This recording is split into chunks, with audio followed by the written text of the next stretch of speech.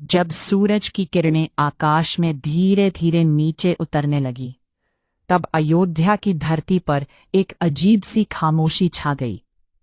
महाराज दशरथ के आदेश पर सुमंत ने रथ को तैयार किया। उस रथ में राम, सीता और लक्ष्मण बैठे थे। उनके चेहरे पर एक अनकही उदासी थी। चारों ओर लोग इकट्ठा हो गए थे। उनके आंखों में आंसू और दिलों में डर था। रथ की चकाचौंध के साथ सुमंत ने कुदरत के सौंदर्य को भंग करते हुए आगे बढ़ना शुरू किया। हा राम, हा राम! अयोध्यावासियों की आवाजें गूंज उठी, जैसे कोई भूकंप आ गया हो। लोग रथ के पीछे दौड़ने लगे। उनकी धड़कनें तेज हो गईं, जैसे कि वे अपने प्रिय राम को खोने वाले हों। रथ की गति बढ़ने लगी और लोग पीछे रह गए, लेकिन उनके दिलों की चीखें तेज हो रही थीं। रथ रोको, हमें राम के दर्शन चाहिए। उनका विलाप आकाश तक पहुंच रहा था।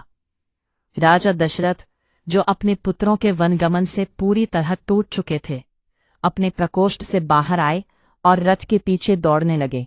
हे राम, हे राम! उनकी आवाज में एक दर्द था जो उनकी आत्मा को चीरता हुआ सुनाई दे रहा था। सुमंत ने देखा कि महाराज की शारीरिक स्थिति बिगड़ रही है। उन्होंने तुरंत रथ रोका।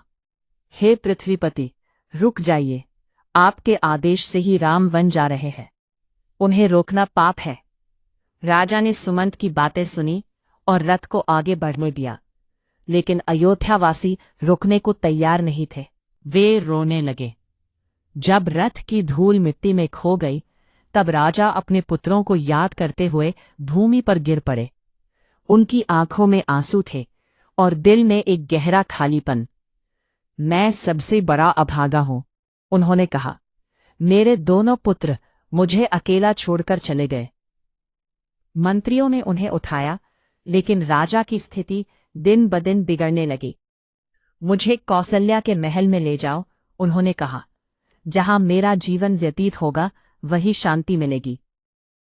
कौसल्या ने राजा की दशा देखी और विलाप करने लगी। उनका दर्द सुनकर सुमित्रा वहां आई। उन्होंने कौसल्या को सांत्वना दी। दोनों रानियों ने मिलकर राजा की मूर्छा को दूर करने के लिए प्रयास किया, लेकिन उनके दिलों में एक गहरा दुख था।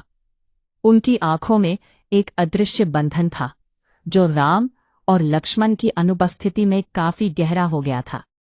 इस प्रकार अयोध्या एक नई दिशा में बढ़ रही थी, लेकिन इसके दिल में एक बड़ा सूना स्थान था।